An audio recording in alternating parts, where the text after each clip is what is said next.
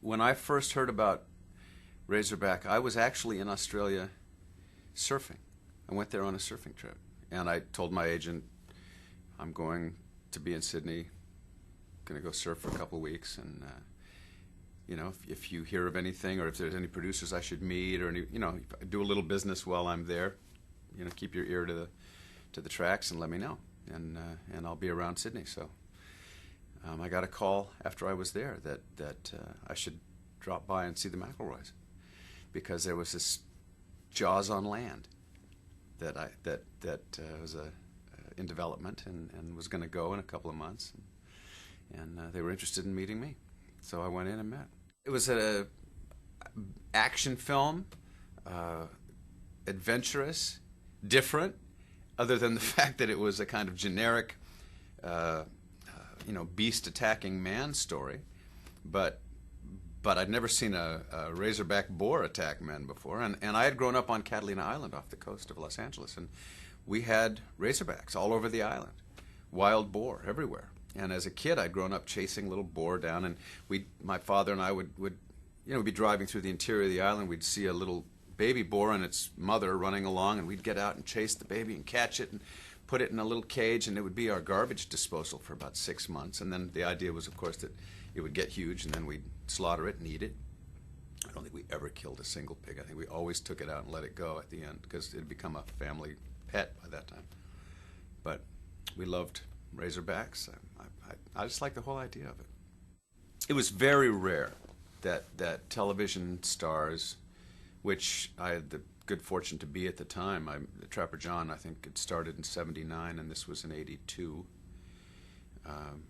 So I'd had 3 years of being in the top 5 shows, you know, being the star of one of the top 5 shows in the country, and well, yeah, sure, we were trying to convert that success, that newfound clout, into something on the big screen. And I had just bought a playhouse here in Los Angeles, and I was producing plays and developing shows, developing musicals for myself, which was always something I loved. I'd actually come to Hollywood to be a singer-songwriter 10 years earlier, and I was so good at it that I became an actor. But yeah, so I was looking for something feature film-wise, and at the same time, I really was working hard 9 months out of the year on Trapper John, and 15, 16-hour days. You know, I was in everything. So I was exhausted, and I just wanted to go play. So the idea of doing this movie, and I had some other things that were being, you know, that were interested in me, maybe not offered yet, but where they were trying to find something to fill my hiatus with. They didn't seem as much fun as this would. To go to Australia had always been a dream of mine, to just be there as much as possible, because I had a lot of Australian surf buddies, and this was a chance for me to go there. You know, I always loved Australians, I always loved the country, I always loved the surf. I didn't realize I'd spend endless weeks in Broken Hill, Australia, where it was just, the water was totally inaccessible, but any water was totally inaccessible. But it was a very attractive deal for me. Russell was game to try anything. Really new at this, you know, really new at plotting and narrative and storyline and character delineation and you know, he knew cameras better than anyone. He knew how to create visuals. He knew what he wanted, and he could explain it. He had a great relationship with Dean Semler, and they worked wonderfully together. But often, you know, I would be asking a question about beats in a scene that I didn't feel gelled, or that it was really hard. I was leaping over chasms of missing dialogue or missing subtext, and he would be saying, yeah, but that there's smoke coming from the fan behind, and that's really what we need. I need you to zip through that, because that smoke starts to waft away if we don't hurry. And I'm saying, but that's not. How do you act with that? You can't act with the smoke. And he eventually started to come around. He started to get it. I was glad to be working with him. I loved his videos. I loved the visuals in the film. When we were filming, I could tell this is amazing. This looks amazing. But Judy Morris and I would sit and write and write and write and come and show it to him, and you know, and he hardly ever said no to anything, because I don't think he really, he knew that he didn't know anything about narrative, and he was willing to go with those of us who had been working with narrative for a while, and but I'm not the greatest writer either, so sometimes the scenes, you know, later on I went, oh, well, okay, you know, we could have done that better, or that could have been written a little better. And there was very little opportunity to work our way around that clunky dialogue. You know, there was very little opportunity for that. Certain what we call pipe had to get laid. You know, exposition that had to get laid, and we just tried to naturalize it so that at least it looked conversational. But I knew even when we were shooting it, and even as conversational as we were trying to make it, I knew that we were just putting some nice clothing on a stinking pig. You know, it wasn't really going to fix it. But I also hoped, and Russell encouraged me to believe that you know, the visuals, they're not going to be listening to the dialogue as much as you think, because the visuals are going to be so spectacular. And I guess to some extent he was right. But I'm a firm believer in they have to care about the people and believe the people are real, or else they're not going to care about the movie, you know. And I think to some extent I was proved out there too. It's a typical syndrome that we still see to this day, constantly, more so to this day. If you got the special effects, if you have the big budget or production values, you know, the explosions, or the pig in this case, put your money there, put your time and effort there, and oh yeah, there might, you know, if you can, try and have a decent script too. And it's always about the character. It's always about caring about the people. And why the suits don't get that right from the get-go, right from the beginning, is beyond me, but it's a mistake that's made over and over and over. We didn't set up the story in such a way that you cared about my wife and me, and the success of us, of me finding her, or me, you know, making the audience care about me before you start with the rest of the stuff, with the focus on the gore and the excitement. And that, I think, harmed the film all the way to the end. There's smoke everywhere. It became a joke on the set. You know, where's the smoke? If there was ever a scene without smoke, even in the scene shot back in the U.S. supposedly, back in the U.S. in our kitchen, we had smoke. There was smoke in every scene in that film. So it's something burning in the kitchen, I suppose. But we used to make a joke. We used to always joke about Russell needing smoke. More smoke. That was what he always said. More smoke. More smoke. So we were going, what? You want more smoke? We were in the Pet Pack set when the big hero pig was rolled in. Literally rolled in like a wheelbarrow. Like this huge wheelbarrow with guys' legs and stuff sticking out at the back of it, because there's only really the front 2/3 of a pig. And with jaws that would... And it was silly. I mean, we all laughed pretty hard. But if you could, you know, and actors are trained to suspend their disbelief and figure out a way to convince themselves that what they're doing in front of that camera is real. Once you were, like, I remember there was a scene where the pig is over my face, and like there's drool coming down in my face, and I'm fighting this pig. It looked very real from that perspective, as long as I didn't see the grip's butt sticking out the back of the pig. It was believable. I don't ever recall actually fearing the pig. And that saliva was some grotesque combination of, well, we used to make sperm jokes about it, but there was some kind of substance that they used with Jell-O and other stuff that it was just really gross. There was no way that you could actually believe that thing could hurt you. And I tried really hard, because there were moments when I was supposed to be playing that. And maybe from afar it looked like those jaws could hurt you, but no, it was up close, I could see they couldn't really hurt me. Well, I thought they used the big Razorback too much. You know, Russell wanted to use it. They spent all this money on it. They wanted to use it and get it in the scenes a lot. And I kept thinking, less is more, less is more, less is more. But that was partly because I felt the script, the character delineation and all that wasn't very strong. I think that's why Russell wanted to keep showing the pig, because it helped distract you from the fact that the story wasn't really well constructed. The pig, it didn't have a neck. That's the problem. The pig couldn't turn its head. The pig would you know, it was always turning like that. It didn't have any looseness in it. So that was just one design flaw that I think, since the pig was always in close-up, because they couldn't show the tail end of the darn thing with all the people's legs sticking out of it, that was a big problem. It made it look like what it was. There were a lot of real Razorbacks. When I'm running across the outback and climbing the windmill and you know, there was a lot of areas where I really had to mingle with these things, and some of them were really big. Some of them were several hundred pounds, and not friendly, and that was a little intimidating.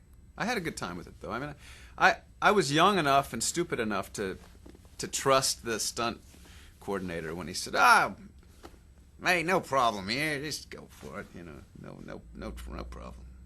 And I remember climbing that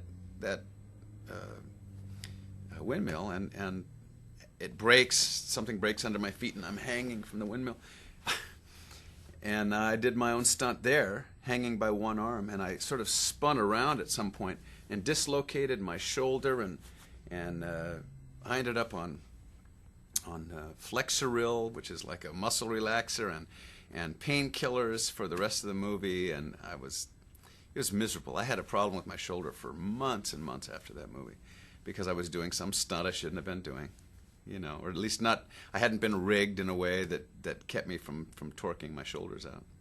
You know, we had the stunt crew from Mad Max was the same group of stuntmen that we had. And Mad Max, I thought that was the best stunts I'd ever seen in my life. I mean, overall, just the best stunt work I'd ever seen. Amazing stuff. These guys were crazy, which is, I think, a prerequisite for being a stuntman, but also extraordinarily hardworking and expert at what they did, and willing to do stuff that I just couldn't believe anybody would volunteer to do for any amount of money. And they would do it several times a day. And they were great. And they did a lot of the stuff, but not for me, because I kept wanting, and Russell kept wanting to be able to see me. He wanted to bring the camera in close when these things were happening, and so I did them. Broken Hill was really dusty and you know, isolated, and nights were freezing, days were boiling.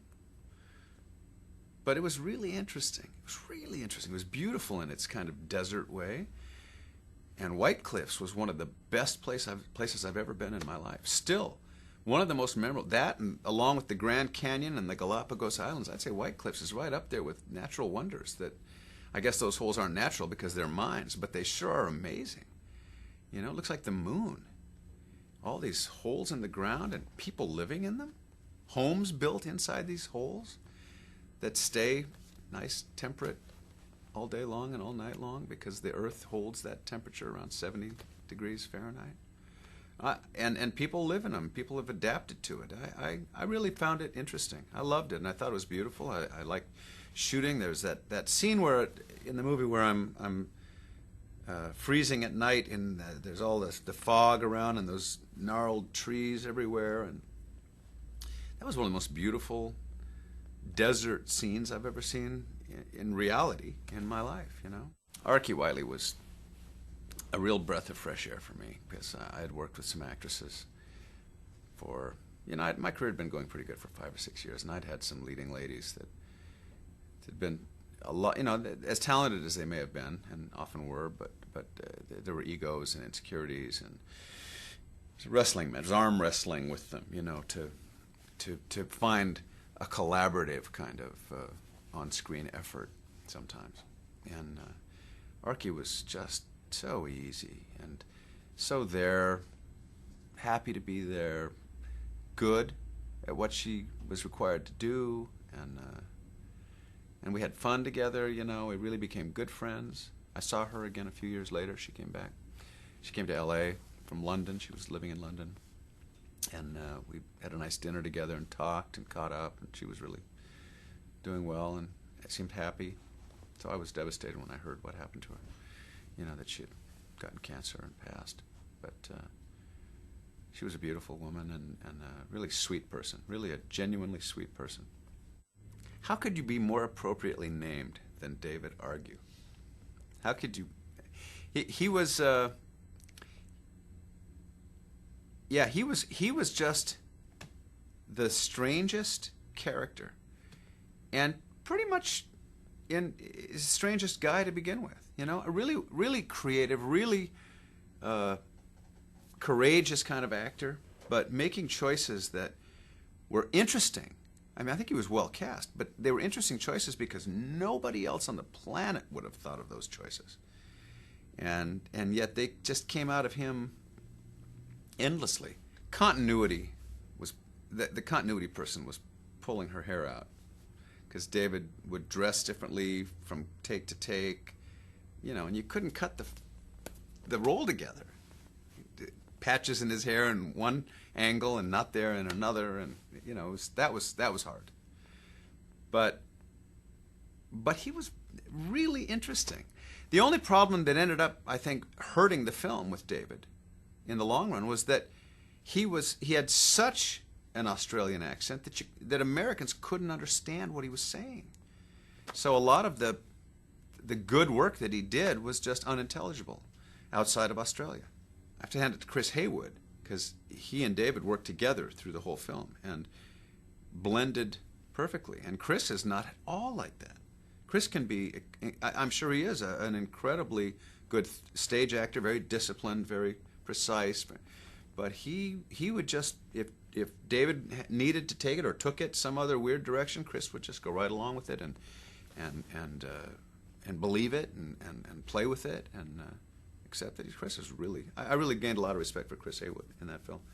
And Bill Kerr was a fabulous actor, obviously a great kind of classic actor. But yeah, he and David butted heads a few times. I don't really remember any fireworks between them. I remember Bill walking away a few times and, you know, muttering under his breath and then coming back and going for it. He's a real pro. But David was a character. He's one of those survivors that I have a lot of respect for, even though it would exhaust me if I had to hang around with him for very long. One of those people. I didn't mind that Chris and David's roles were so frightening, and that the pig maybe wasn't as frightening in the long run. But because I love it when people are what you fear and are what you care about. Rather that your concern, your interest, your emotional involvement in the film is invested in people rather than in objects or ideas. And so I love that they were so scary. You know, I still think the pig could have been used better, but you know, it was I think, considering the budget and considering the mechanical restrictions with the pig, that it was used as well as it could be.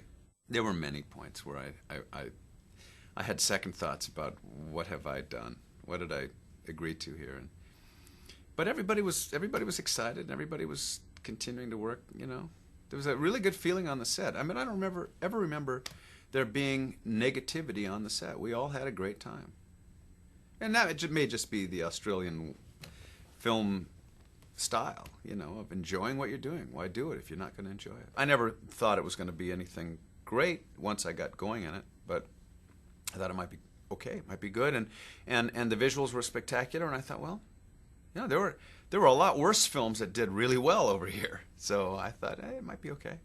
I saw the rough cut, and I thought, I don't know what they're going to do. I don't know how they're going to sell this. This didn't really work in a way that I thought American audiences would respond to. Apparently, Warner's thought that too, and didn't put much money into the release of it here. We got laughs in the audience in the States when I find our wedding ring in the pig poop. That got laughs, and I thought it would when we were shooting it. It was like, I think that's where the audience went, oh, okay, all right. So I always regretted that we had done it that way. But they didn't pay it off with some real bloodletting. It was more stylized, which I think, works if you really care about the people. Or if you're not going to do it about people and it's about gore, then you have to really go with the gore. It really wasn't enough of either. You had to pick one and stick with it. I think there's been a kind of a degradation of style. I sound like an old fogey here, man. I hate this. But a degradation of style because of putting style over substance for the last 20 years. And so now Razorback looks stylistically like more of the things that we're seeing. And I think Razorback's problem was style over substance. I mean, we have been talking all this time about it. I think that's really the bottom line problem with the film. But there is a lot of style. And that's an attraction, and it makes the film interesting to watch for a while on one level. But I still think it was style over substance, and I think nowadays style over substance is a much more common problem. Razorback was early in the game. But that being said, I still think there's some valuable things in it. That I see a lot of films that have no valuable things in them that are still out there finding success. So I'm not putting down the film. It was everybody's best effort at the time. And Russell's gone on to make some really good films, and learned his craft, and learned the craft also of narrative and character, and it was his first step too. A lot of us were early on in the game. And Dean Semler is as good as it gets, and still is as good as it gets in cinematography. So there were a lot of really great elements in that film that I think you can still spot today. It may have been a misstep career-wise now that I look back. I had a few, everybody gets if you're lucky, you get a couple of opportunities at the most to expand beyond your original success. And I spent one of them there, and it didn't go as far as I hoped, but I think I don't have any regrets. I never look back anyway. I don't look back with regret on anything. But I remember the whole thing very fondly. It makes me smile every time I think about Razorback.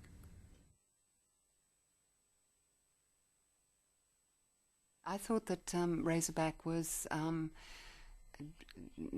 just going to be a huge amount of fun, and I love the concept. I love the way the outback was represented in a kind of heightened way. I was very excited about working with Russell Mulcahy. I was excited about working with Gregory Harrison and David Argue and Chris Haywood and the various Bill Kerr. It had some fantastic things going for it, that film, and many people really love that film. Many people come up to me now and say how it's one of their favourite films. I think in that year it got on to quite a few of the 10 best films of that year, and quite a few of the 10 worst films that year. So but it has survived really well, and I look at it now and I just go, visually it's extraordinary, and a lot of it is really good. So I thought it was terrific that we were trying to do something that was different and was big conceptually and was high concept. I think that we saw ourselves as a nation that should be absolutely true to making smaller films, making films that were basically very much about the truthfulness of our own culture, presenting ourselves in a particular way. But in terms of Razorback, I think that, I think a lot of the characters that were presented were actually very Australian. I think Chris Hayward and David Argue were two amazingly huge, overblown, fabulous characters, but the essence of the kind of cruelty and harshness of the country and the people that lived in that country was presented very well, even though it was done in a very, very probably pushed way. But fun too, you know, that made it comedic as well as scary. That's always an interesting combination. I had a huge scene with a mechanical pig where it just took me apart, that scene took a long time to shoot, and I actually think it's quite a scary scene. When I saw it cut together, I thought, oh, that's quite frightening.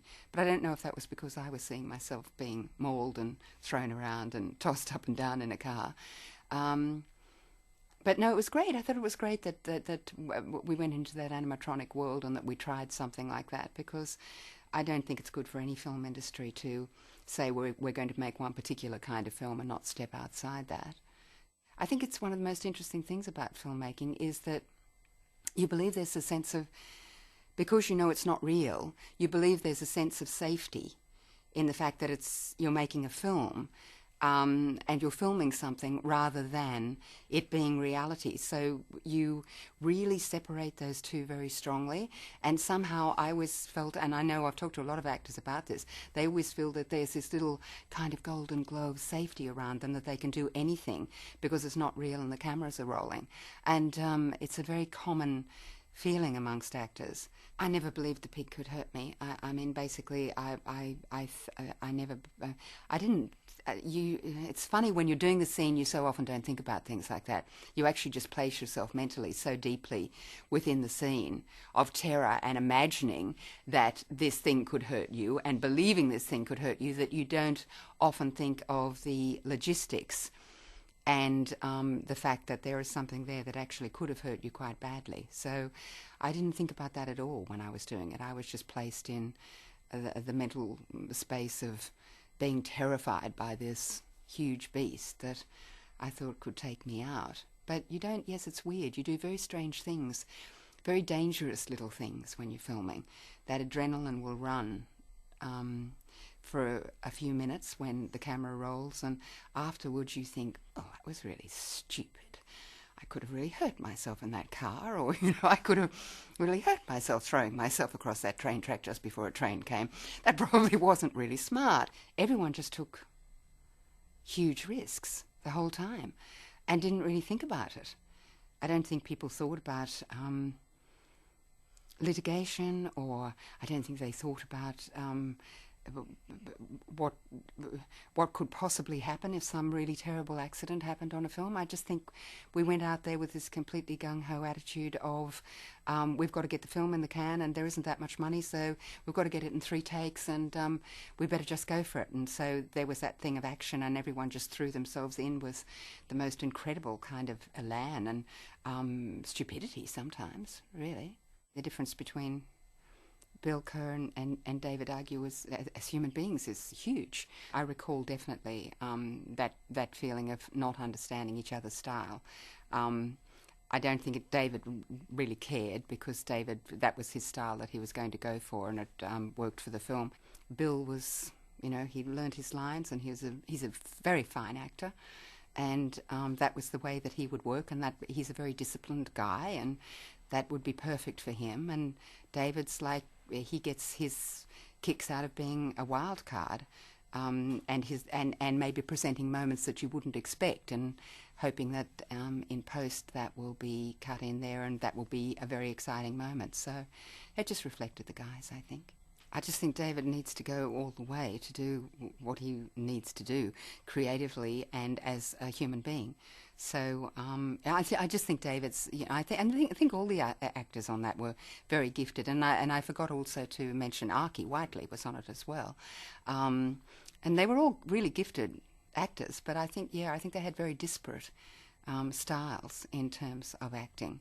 I do remember once David, when we did a scene in the pub, and he wanted to throw a dart, and it was supposed to land just next to me, and he was like, "I can do that. I can land it exactly next to her eye." I'm like, I don't think so. Rushes are always, this is brilliant, and the first rough cut is the other side of that, which is always, oh my God, we're in such trouble here. And then, of course, it gets much better after that cut, and it works into the film. But I think the difference between Razorback and Road Warrior was pace and cutting.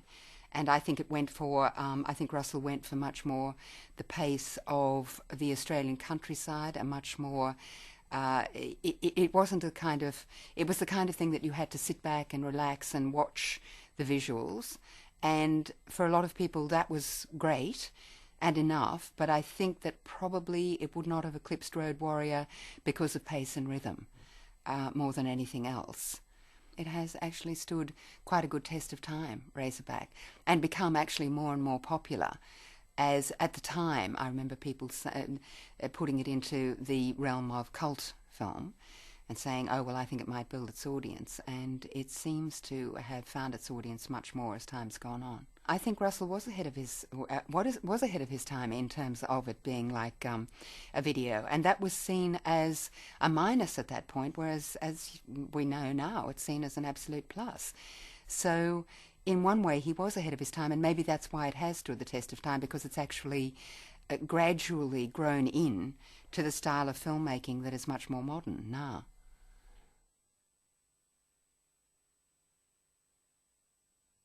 Well, originally I was in England, and I was doing a lot of rock and roll videos, with Elton and Duran Duran and various artists. And I'd just come back and I'd done Hungry Like a Wolf with Duran in Sri Lanka. And he rang me up in England and he said, I've just seen Hungry Like a Wolf, and would you like to come and do a horror film about a giant pig? And I went, no, he didn't even say that. He said, would you like to come and do a horror film in Australia? I said, absolutely. And then I said, what's it about? And then he told me about a giant killer boar. And I pretty well jumped on a plane and found more about it when I got there. I think also I was doing so many videos at that time. I mean, I was also shooting Elton John, like I'm Still Standing, and That's Why They Call It the Blues. And I remember when we shot That's Why We Call It the Blues, we shot I'm Still Standing till like 5 a.m. since 4 a.m. the next morning before, straight through. And then we jumped on a plane to London, got on a bus, went down to this little town in England, shot the video for 18 hours. I collapsed on the floor, was lifted off the floor, put on a plane to Australia, arrived in Australia, and Hal said, well, should we go for lunch? And I went, I don't think so. And the next day I was in pre-production on this film. Razorback was my first film. I remember we were in the middle of nowhere. I remember getting up in the morning, having to build a fire under a water heater. It was freezing cold in the Australian desert pre-dawn. And then going up onto a mountain by myself and going, holy shit, what do I do? What do I do? And then the crew started arriving, and I just had to just jump in naked and do it. And it was fun. I mean, I learned a lot from doing music videos where there was no money, no time, crazy ideas. The record company didn't know anything, didn't have a clue what I was doing, so they just let me go. And so I called it like organized chaos. You've got a bunch of stuff, and let's just throw it together and cross your fingers, but go with your gut. And and luckily the team of filmmakers that we had, both the actors and the whole crew, just jumped in deep end, and we all swam together. I just wanted to go out and make a piece of entertainment that was shocking, disturbing, but a lot of people felt that the two male villains, Dicko and Benny, David Argue and Chris Haywood, were probably more terrifying than the pig itself.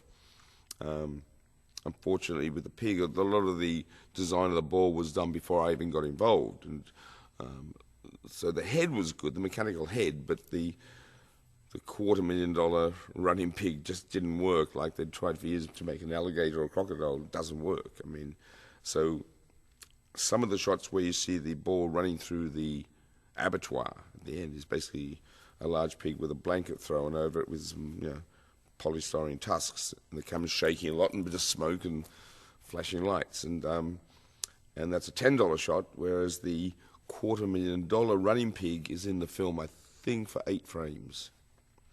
And it was insisted that I film it because it cost $250,000. You better put it in the bloody film.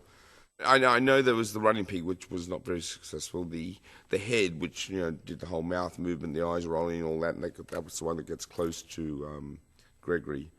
The head was very useful. The one that actually rams through the window at Judy when it grabs her. That was a nice thing, and it blew sort of bad breath and steam and whatever. It was the head was very well done. The ramming pig, I think, was used the opening when it rams through the house and gets the baby. So there was the ramming pig. Yeah, I know there was at least 3 or 4 various types of animals used. I remember seeing clay sculpture of it, and it was very impressive. And when it arrived on set, I thought in hindsight, and actually at the time, I probably should have opened my mouth. It had far too much hair on it, and you really couldn't see the muscles. It should have looked a little mangy, it should look tumorous, it should have looked nastier. There should have been, it just should have been a bit more sort of terrifying. It looked a little furry, a little cuddly. One of the people that went to the premiere, I think it was at the State Theatre in Sydney, and I saw the next morning this person came out and said, $100 million film, but $10 pig. And it's not far from the truth. I'd say maybe $11.50 pig, but yeah, I mean, that was true. I think the film had scope, it had a style, and a lot of credit to the production designer, Bryce Walmsley, Dean Semler, who really just went out there and tried to capture the atmosphere. I'd been away from Australia a long time, and when you're away, even though I love Australia with all my heart and soul, it is my home. But when you're away, you come back with a slightly open mind, so to speak, and even the smallest object becomes a little surreal, and I think that comes across in the film. And so, I mean, some people say that images like that car stuck up in the tree and whatever. They go, you've just been over the top and you've been rock and roll and but I've seen photographs. The flash floods in the middle of the desert causes things like that. So a lot of it's based in fact, which is hard to believe sometimes. Like onion rocks and various things that happen. A lot of the imagery is there for the human eye to see. I mean, like a place called White Cliffs, that's where Dicko and Benny live, and there's all these holes in the ground. It's basically an opal mining town. And everyone does live down in caves, not as big as Dick and Benny's cave, but people live underground. And you go under there and it stays at 75 degrees all year round, no matter how cold or hot it is above ground, it stays the same temperature. And they have rock walls, but they have jacuzzis, a lounge, the paintings are knocked in, the picture frames are knocked into the the rock wall, and it's like a hotel or an apartment, but it's in rock. And I think the government doesn't even know, in another place called Cooperadia where we shot, people don't know how many people live there, because when the government come around for the census, they all disappear. And there's a great story that if you ever get into a fight in a pub, you can be taken around the back, knocked on the head, you drop down a hole with a stick of dynamite, and boom, and the expression is that you've left town. I think it was on day 1, and this was a very big wake-up call for me, is that I had 2 actors, David Argue, who plays Dicko, and then I had Bill Kerr, who was the older boar hunting guy, and they had a scene together. And David comes from a whole different school of acting, improvisation. He skates on stage. He comes from a circus family. He hangs upside down. He's a different. Bill's trodden the boards and done radio, BBC. So they do this scene together, and Bill's got his line, and then David goes, blah, blah, blah, blah, blah, and Bill just looks at me and says, "What the hell is going on?" I mean, it was just the clash of 2 cultures, 2 acting techniques, and I went, did I read that page? So, but we eventually worked it out. They joined in the middle eventually. David argued especially, yes, he had to be moved to a couple of different hotels. I mean, he's a wonderful, wonderful person. I love David. But he's definitely his own character, and he definitely lived the part. And if you saw where they, obviously you do, you see where they live in the film, and you see what sort of character he definitely carried on that character. I mean, he never really caused any trouble. I mean, he was always there. He knew his stuff. What he did like to do, and I allowed him to do, is I say, listen, you know, give me a couple of takes, and give the camera a couple of takes, you know, for their focus and whatever, and then you can have a couple of takes, and just don't break too much. But you know, I mean, you know, I as long as I got what I wanted and the camera got what they wanted, then you know, as long as no one got hurt and he didn't break too much furniture, yeah. And sometimes a bit of magic would happen, otherwise it would be crap. But eventually it all came together. Petback was basically the last things we shot, the abattoir sequence, which was a set. And I think money was obviously drying up.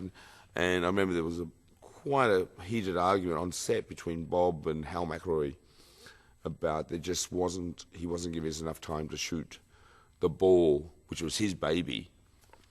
We weren't being given enough time to shoot it properly, and he was threatening doing a walk out, and there was definitely a dramatic time, a moment. And I'm not quite sure what the solution happened there. It could have had another 4 to 5 day shoot on that. I mean, it was very rushed.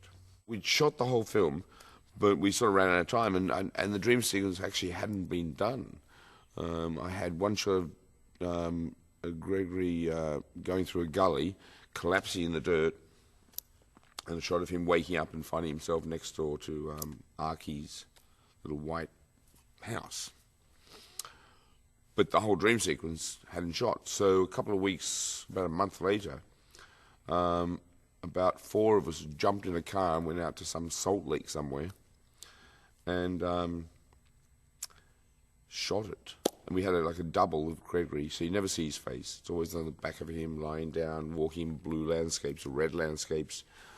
We had that bit of glass out, painting cracks in the earth and all that. And we found a dead horse, and it was done with like 4 or 5 people, the whole sequence, and it turned out quite well because we just, but it was done in a day with no sunscreen. I remember that we all got so blistered,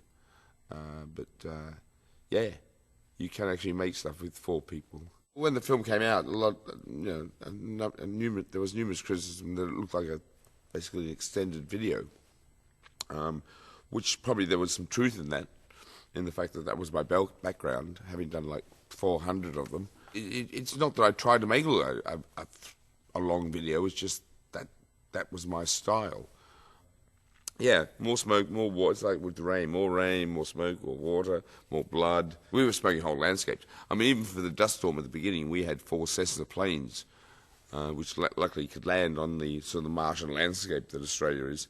And they would turn around backwards, and there was a dust storm. But basically 4 planes were doing that. There were no wind machines. I think people maybe were expecting a different type of film than the one that came out, because I think originally, I think it was Bob Hawke was in at that time, I'm not quite sure, but I think there was going to be a big premiere in Broken Hill where it was shot, and I think the government saw the film and went, maybe we shouldn't go and see this. I remember going to the screening with Warner's, over at Warner's, when all the execs were there, and I think they were with the film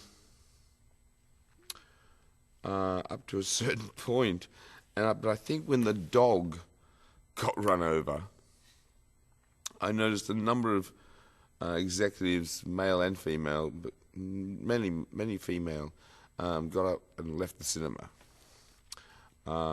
And at that point, sort of knew that was the breaking point.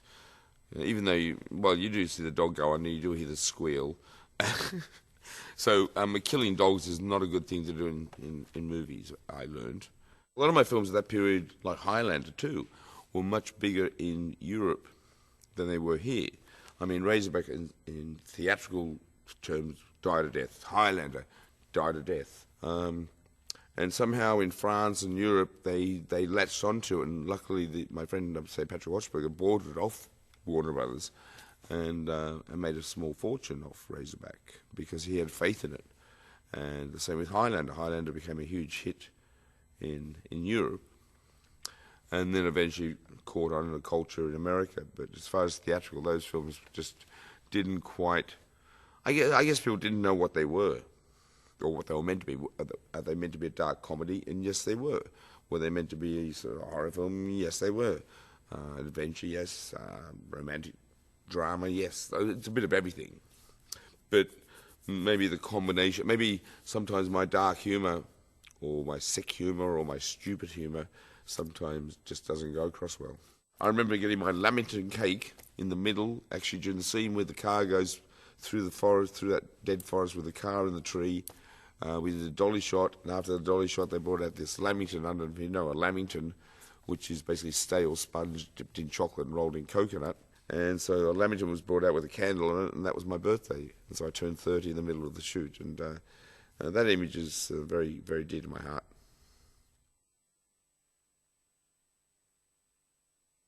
Razorback was actually a book which Al McElroy had obtained the rights to. He was obviously thinking of the Jaws phenomena. I probably wouldn't have come up with the idea of a story about a giant pig. So I was very much contracted on that one. I worked very closely with Hal on the script. I think we threw out 90% of the book and kind of started again.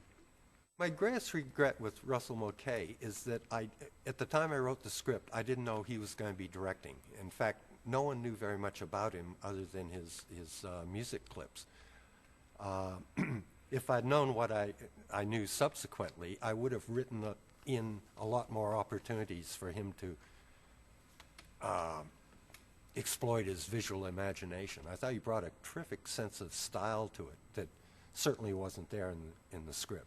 I think I'd set in Broken Hill. I mean, Broken Hill is pretty much the back lot for anything to do with the Outback anyway. It's, at the time, I remember Dean Semler, who, was the DP on the film. When we went out to do the initial location survey, he reckoned he could see his tripod marks from shooting Mad Max. We virtually used the same spot and just turned the camera around a different way. And also Broken Hill, there's a lot of pig shooting around that area, so it all worked out well. White Cliffs is about several hours drive out of Broken Hill, and a very, very strange place. Very lunar surface, and people will come home from the pub a bit pissed and fall down these holes and aren't seen again, and very much a Wild West sort of place. David Argue and Chris Haywood, they were very much into the part. I remember David had shaved little bald spots on his head to make it look like he had ringworm, and you'd see him around Broken Hill, with this weird-looking guy. They were both very much into the role, and I think Russell Mulcahy probably gave them the freedom to play around with it, and I'm glad they did. I thought they brought a terrific sense of fun to the whole thing. I think there were like a half a dozen different pigs that all did different things. There was one that was on railway tracks and full of lead to smash into a car, and another one that was all full of animatronics with 2 or 3 guys on the sidelines making the eyes roll and so forth. I can remember one of the crew bringing his dog in one day, and the dog going absolutely berserk. Like, what is this thing? The investors, I guess, weren't quite satisfied with the ending. I don't think Russell Mulcahy was ever quite satisfied with the ending either. As I recall, we had trouble knowing quite where to end it. So they just decided to tack on an extra scene, and I guess they recreated that whole slaughterhouse look on a soundstage in L.A. Again, it was just this thing of, adding a little punctuation right at the end of the film, which I don't think enhanced it much myself. But I think it was maybe the most expensive film at the time. But I personally felt it wasn't a fresh idea. It was obviously going to be compared with Jaws, and it's pretty hard to make that comparison.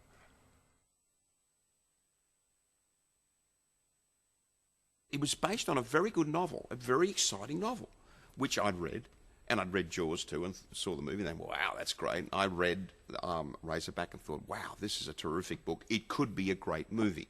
And we set out to make it. It happened to be about a giant pig. It was a pretty good book.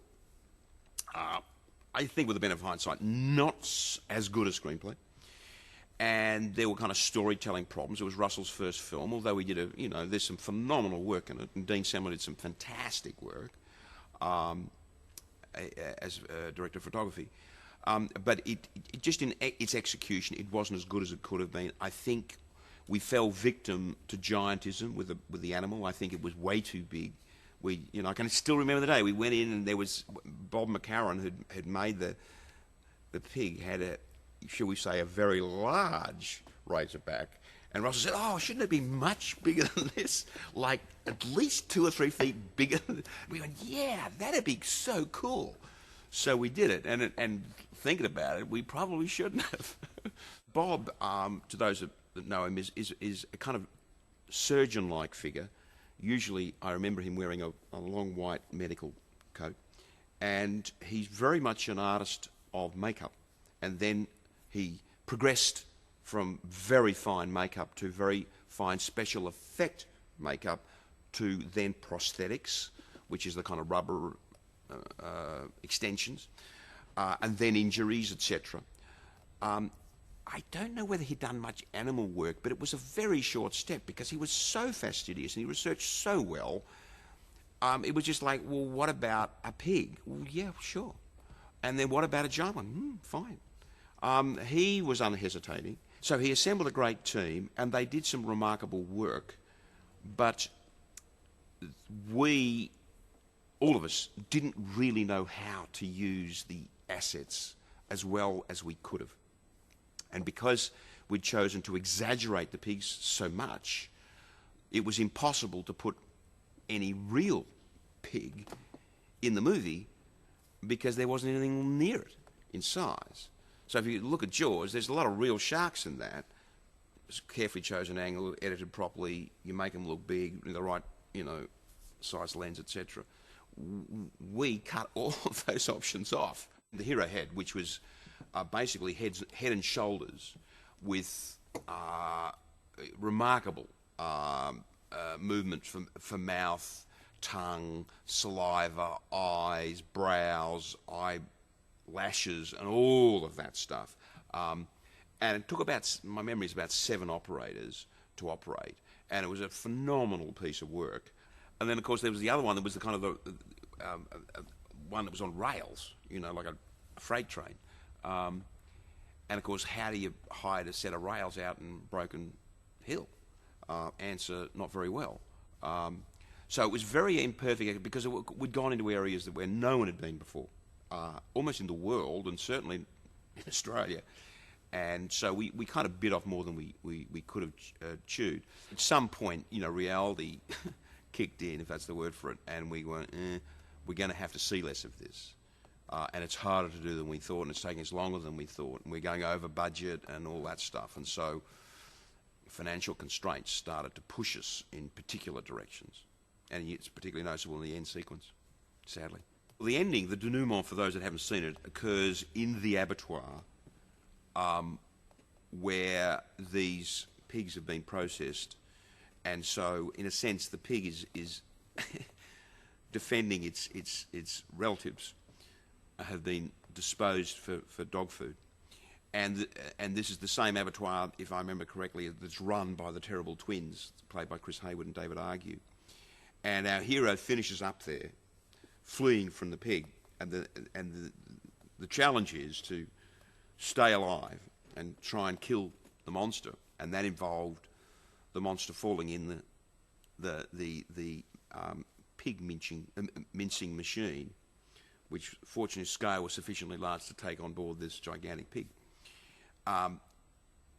and we had to shoot it over 2 or 3 nights in Mort Bay in Balmain, and it was rushed because Russell is not a fast director, because his visual imagery is so clear in his mind. He just wants to get exactly what he sees, and then when he gets it, he shoots it. So he doesn't easily compromise, and so we kind of rushed, and he was not getting the shots he wanted. He couldn't get them properly. We could barely finish the sequence, so we kind of got the broad strokes of the sequence because we had to, and then we wrapped on the Saturday night, and we weren't coming back on the Monday. That was it.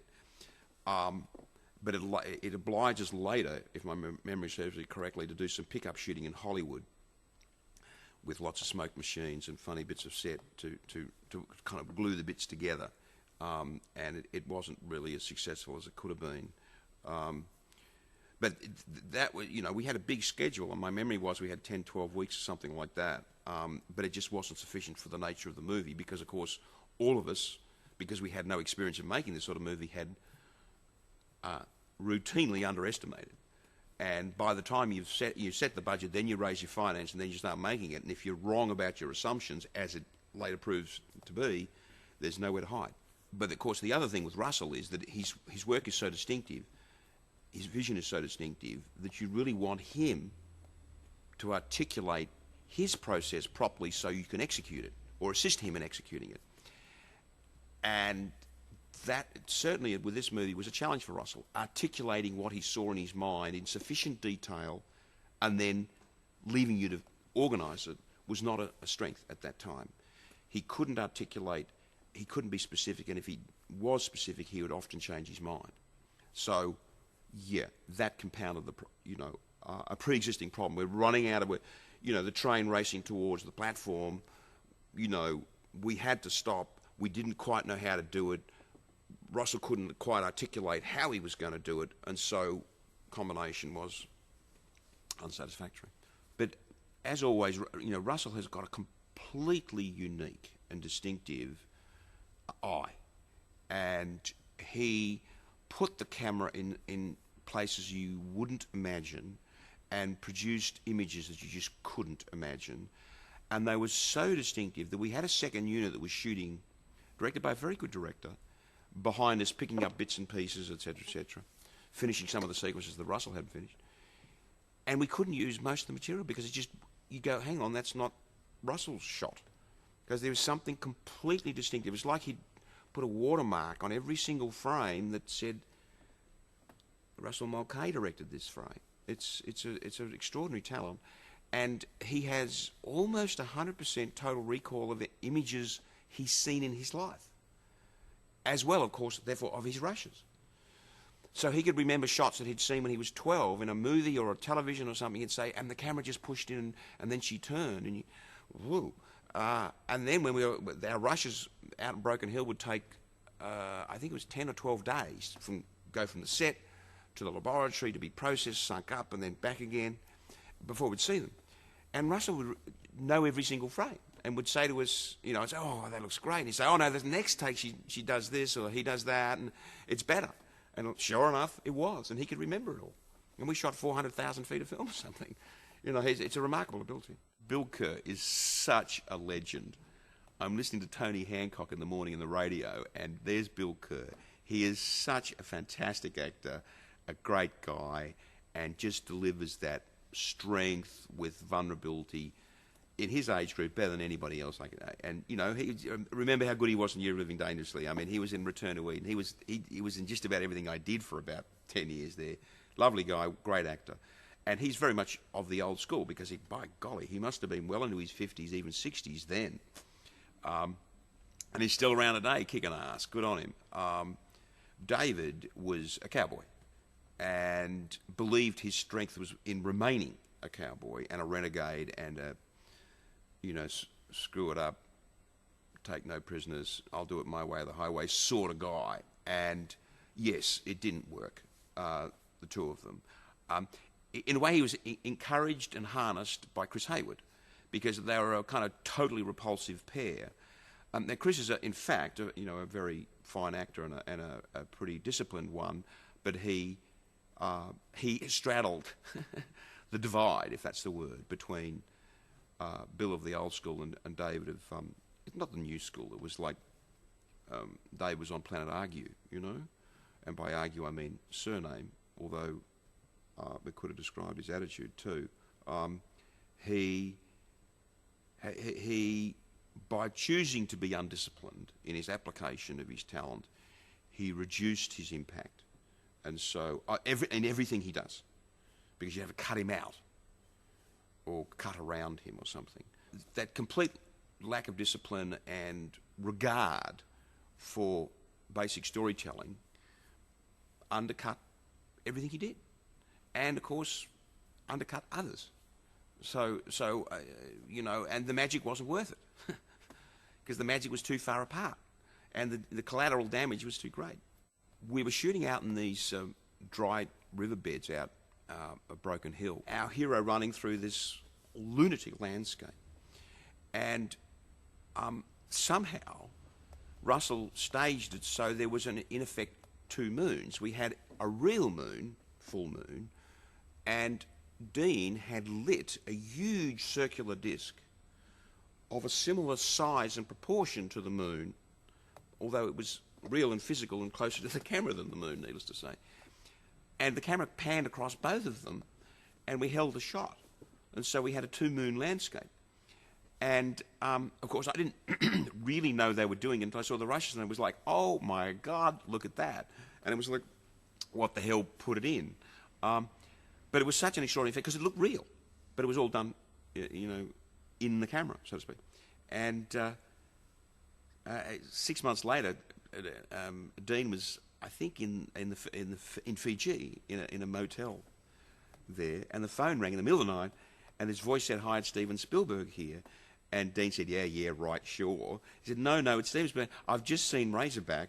How did you get those two moons?" And eventually, Spielberg convinced Semler that he was actually Spielberg, and they had quite a conversation, and Dean explained how he'd done it. And then, as a consequence, I think that Spielberg certainly, I think, got to meet Dean, got him over, and I think helped in the introduction to Kevin Costner for Dances with Wolves. And so that was the beginning of Dean's Hollywood career.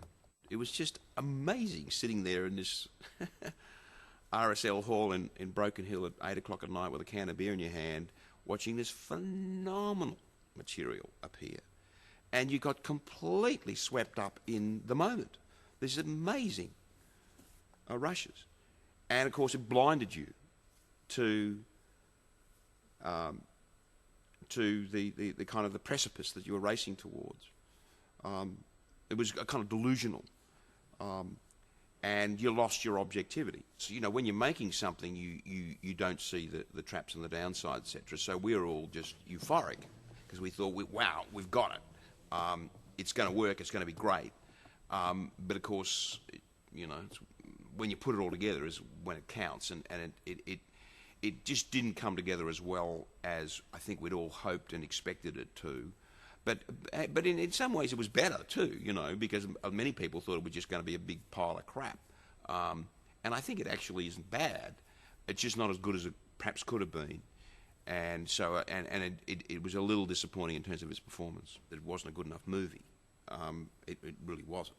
And by that, I think it was like, in my view, a 6, 7 out of 10 rather than a 10 out of 10. You know, Razorback divided people. Well, when I say divided people, it was clearly capital C commercial, and many would argue had little, if no, artistic or intellectual merit.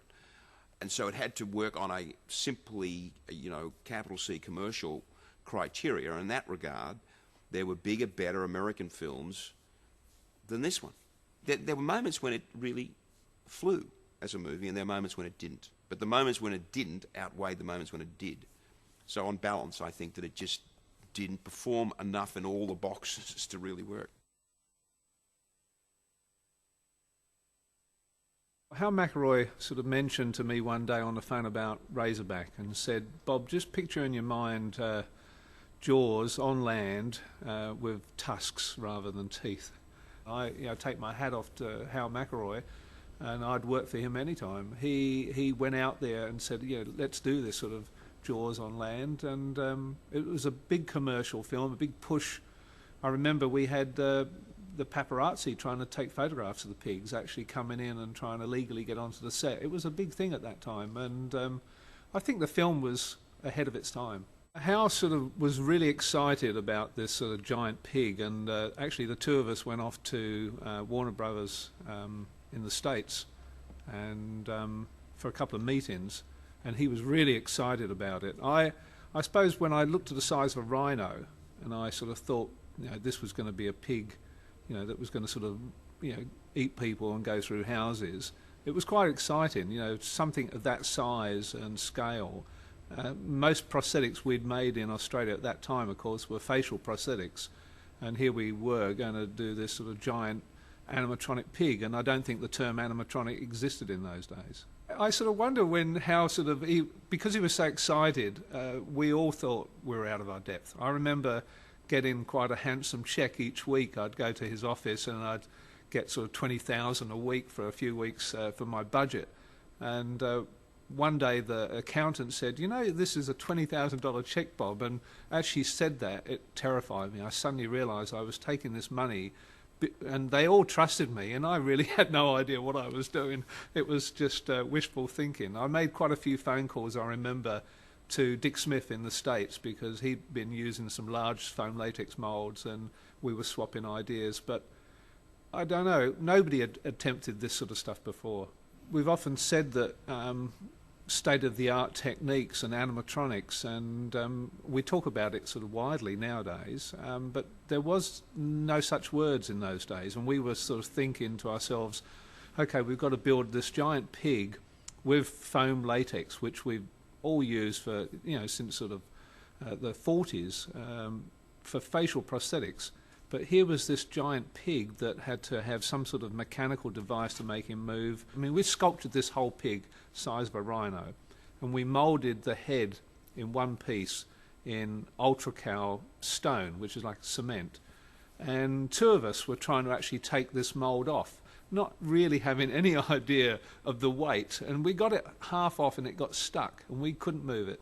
So next door, lucky enough, we were in an industrial area, and we got a forklift truck. Well, the forklift truck, put the sort of the two forklift sort of beams underneath this mould and start to pull it back. And as it did, the forklift truck tipped up, and this mould sort of weighed half a ton. Had the two of us pulled it off, we'd probably be underneath still there, sort of buried under the pig's head.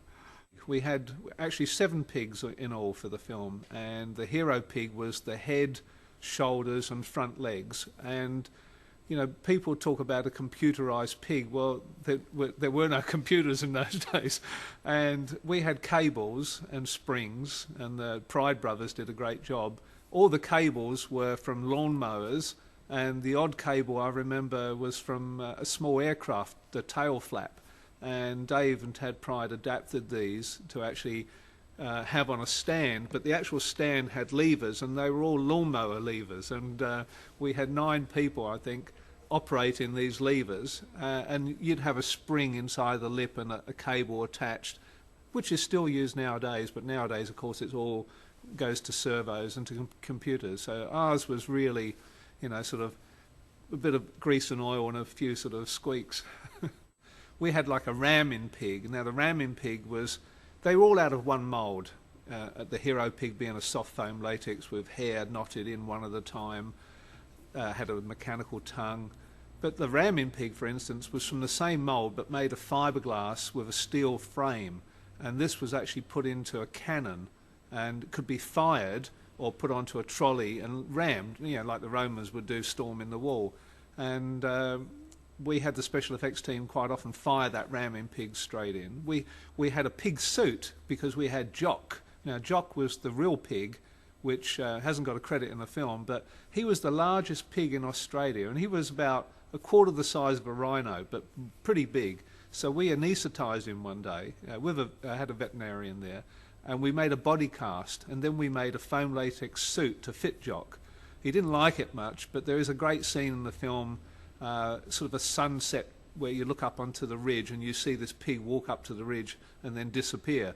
And it was lucky because he did disappear. He ran off with the suit, and I think it took us about a day to find him. The other pigs, we had a soft head that could be used up against actors, and we used that sometimes in the car scene at the beginning, and if the pig was very close, because the hero pig, you know, he had something like 32 mechanical parts, and his tusks and teeth were made of fiberglass.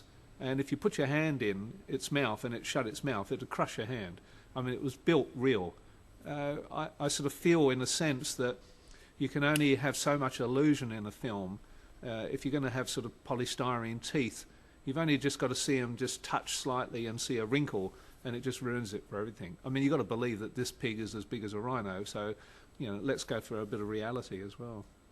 Hal said to me, what about, you know, we've done the pig suit. What about doing a pig suit on a horse and actually have a horse dressed up as a pig? He wanted a pig that could run.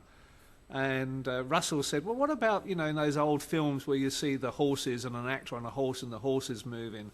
And I said, well, you know, they're all good. They're like rocking horses. But when you start thinking of the way a pig runs and the actual galloping and the shoulder blade movement, so we gave it our best shot. We actually had the forklift from next door. We called him the forklift pig. So what we did is we built a mechanical pig, and I think he actually weighed just over a ton. It was like a mini car. And this was, again, we're talking state of the art, this was a urethane elastomer skin. Dick Smith had put me onto it. It had only been used for sort of hand prosthetics, and we made the whole pig. You couldn't even, two people couldn't even pick up the skin of this pig, it was so heavy.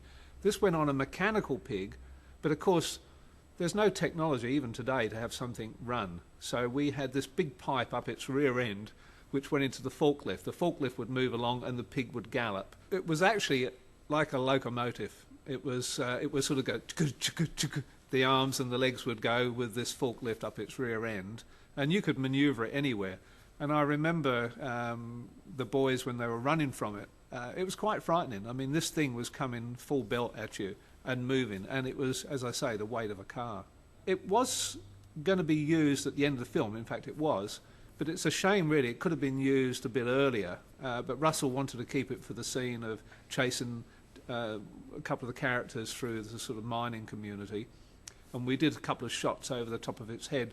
Time was running out. Script pages were being written day by day.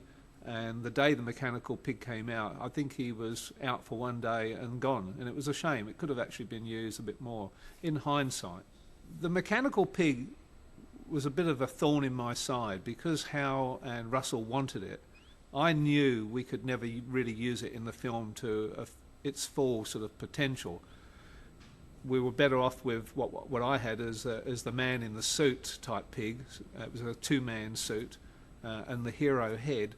But a mechanical pig, even today, you can't recreate that reality. Now, of course, we've gone to computer graphics to get that sort of movement. It's impossible. I mean, a fish, yeah, a crocodile, that sort of sway movement, but something with arms and legs moving, you know, it used to annoy me, and a lot of my budget actually went on that. And it was a big budget for that time, but, you know, we're talking, you know, less than $250,000, which is nothing. And a big part of the budget went there, so I was a little bit unhappy about that.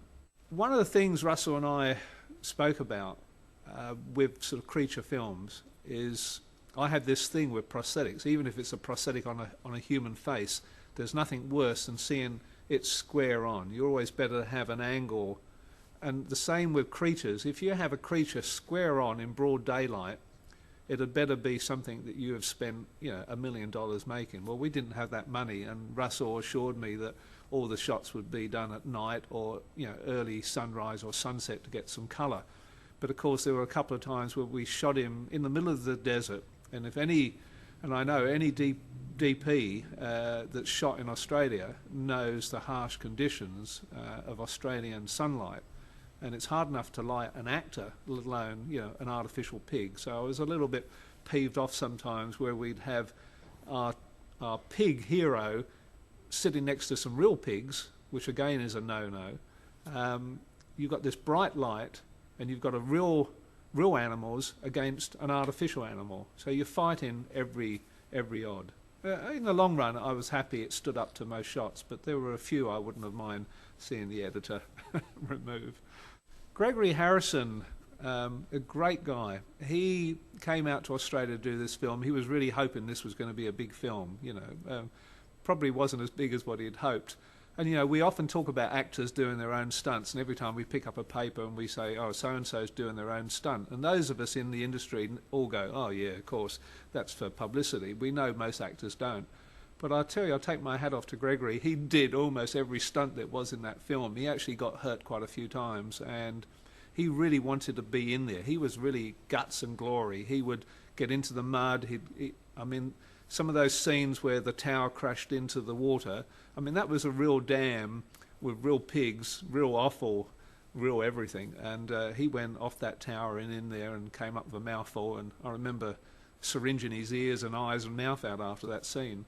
I've got a few bones of contention at the end of the film because there was no script. I remember the week before the film was going to end, with the pig being killed, we actually didn't have a script that said how that pig was going to die. So we were actually trying to think if we had to actually make anything for the end of the film. And we ended up having to cut up some of the pigs and the mechanical pigs to actually use in the film. But there's, of course, all those scenes of the pig on top of Gregory. And I've already mentioned to you just how heavy and how dangerous that pig is. And Gregory had sometimes, you know, a lot of the weight of that hero pig and the teeth, which, as I said, can actually break your hand, gnashing away at his face, trying to actually bite his face off. But you won't see a stunt double in any of those scenes. We didn't use one. Archie Whiteley, beautiful young lady. She had a hard time on that film. It was, I mean, we were sort of outback film crew and staying at the local hotel, maybe a 1.5 star, and she gave it everything she had. But of course there was a scene that she was continually talking to me about that she was frightened about. She'd mention it all the time, and this was her nude scene. She got herself worked up because she didn't like her body. She had a great body, but she didn't like her body and was a bit worried about playing a nude scene on a film. So I remember Russell coming to me the night before saying, she's got to do it, Bob, you know. And I said, well, look, have a body double just in case. He said, well, I'll get one, but I'm not going to use her. I said, that's fine, just let me work on it. And makeup artists, even nowadays, are the psychiatrist on the film set as well as the makeup artist, and normally the medic as well. And that morning, Archie came in for makeup, and she looked at me, and I said, well, we've got a body double for you today. She said, oh, great, because I'm not doing the scene. I said, no, that's fine. I said, I've got the body double in the caravan next door, I'll go and make her up. So Wendy Sainsbury, my assistant, was in the main makeup van. I went off to see the body double, did her makeup, came back to Archie and said to her, well, the body double's okay, I think it'll work. And she said, what do you mean you think it'll work? I said, well, she's got a bit of a saggy bum. She said, what do you mean a saggy bum? I said, well, a little bit of cellulite, you know, but we probably won't see that. So she said, well, and she looked at herself and sort of put her hand down and felt herself and sort of stood up, and she had a pair of jeans on, looked at herself in the mirror. And she said, how saggy? And I said, well, we won't see it. I'll make sure Russell, you know. So anyway, she went out of the caravan. About 5 minutes later, she stormed into the caravan with her wrap on and just exposed herself, fully naked, and said, well, what do you think? And I said, well, what do you mean what I think? She said, well, is my body better? And I said, well, of course it's better. She said, I'm doing the scene. And she stormed out and did the scene.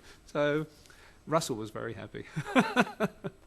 We had such a mixture of actors on the set. You know, Bill Kerr, one of the oldest and the famous, and David Argue, one of the youngest and the famous. And you couldn't have got two people at opposite ends of the acting scale. You know, how Bill was almost the Shakespearean actor that would come onto set and, you know, put his hand to his brow and think about the scene and do it. And David was a little bit like the sort of Tasmanian devil in the cartoons that would whirlwind onto the set and scream and laugh and joke and have a quick smoke and stub it out and just walk onto set. And Bill and David sort of clashed head on the very first day. And they took a little bit of that reality through the film, which I think worked. They were great together and they respected each other, but I think there was definitely a distance that we had to keep them to. When David appeared on set on the very first day for makeup, he'd actually, the night before, had like grabbed his hair and shaved chunks out of it. You know, he was, yeah, he's, as we say, he's a naughty boy. He came in and I went, oh my God, you know. Then I had to go and tell Russell, and Russell came in and sort of looked at it and sort of went, yeah, I love it. And then when I went outside with Russell, he'd say, oh my God, you know. So we had to work around it. But the trouble with David was that he was liable to change something the following day and do a different look. He was so full of that sort of power that he wanted to be that character. You just had to sort of put the reins on him now and again. With David, you know, and with our producer Hal, there was a couple of times, well, more than a couple of times, that they had words outside. I don't think any of it ever got through to David. David would improvise so much that sometimes, you know, if he'd had 2 or 3 pages of script, it wouldn't be there, and we'd look at our script notes and sort of think, well, what's going on? He's off on a tangent that nobody understood, and some of the stuff, of course, we did keep because it was so crazy. But there was a lot of footage we couldn't use, and the other characters around would try to ad-lib to get in. And the whole film would go in a different direction, and you know, Hal was right. I mean, as a producer, he had to sort of put the reins on himself, as we all did. There was a few times I think Hal would have gladly taken him outside and roughed him up a bit if he thought it would have done any good, but of course it wouldn't have. I don't know how much ever got through to David. He'd listen, but I think it just went, you know, straight through. You know, I look at the film now, I sort of watch the film every now and again. It's got so much in that film, cinematography, acting, and the 2 characters, Dicko and Benny, they were pretty vile, and there are some really nasty scenes where the fun goes out of them and the banter between one another goes out of them, and they suddenly show what they are. And I think at that point, yeah, it's quite spine-chilling. My favourite scene of the film is one of the early ones where Judy Morris was killed. And we've often spoken about it, and we actually made a dummy of Judy with a full head cast foam latex, which we actually never used. She wanted to get in there with the pig, and for us this was the big pig on the set, so the crew saw the pig for the first time, and it was so violent, and this pig actually coming inside this car and her trying to sort of get away up onto the dashboard. And I was quite scared at that time because, as I've said before, how dangerous this pig was. And we weren't using rubber teeth. We were using this real animal trying to, you know, kill this woman. And I remember, even now, I sort of feel my heart sort of go, because there were times when she was pushing and I could see her hand coming close to those teeth, that I thought she could get hurt. She was in a car, a real car, not a set, and she had nowhere to go. And we'd ripped the door off to get this pig's head in. It was scary. There was no makeup perspiration on her, and if you look at the film, she's perspiring. Her heart rate is up. She's very scared. Russell wanted this scene to be, you know, spectacular, and I think it was. He wanted her to look scared. She was. It had saliva tubes in the pig that was spitting saliva out. There was blood coming out that was supposed to be hers. She was covered in blood and saliva. I mean, it's a horrible thing sometimes for an actor to actually be in that. I mean, you don't have to sort of act that much because it's reality. In a sense, that's really what the film should have had more of, that sort of horror and close-up rather than seeing a pig stand waggling its tail. If you do that sort of creature feature, you've got to have times where you as an audience feel that same feeling of being up against the wall and nowhere to run. When we watched the rushes for Razorback, it looked great. Hal definitely thought this was it. This was, you know, Hollywood. This was like it was going to be bigger than Steven Spielberg's Jaws. I didn't think it was. I just saw a lot of sort of highs and lows in the film. So I tried to sort of keep the spirits up and sort of rally along with Hal, but I didn't think it was ever going to get there. I think it's probably more popular now than what it was when it was released. In Australia, I found the audiences just said, no, well, we don't believe it was made here, it's not Hollywood. Had it have been made overseas, maybe the audience in Australia at that time would have accepted it more. It's a horrible thing to say, but I think that's the way we were in those days.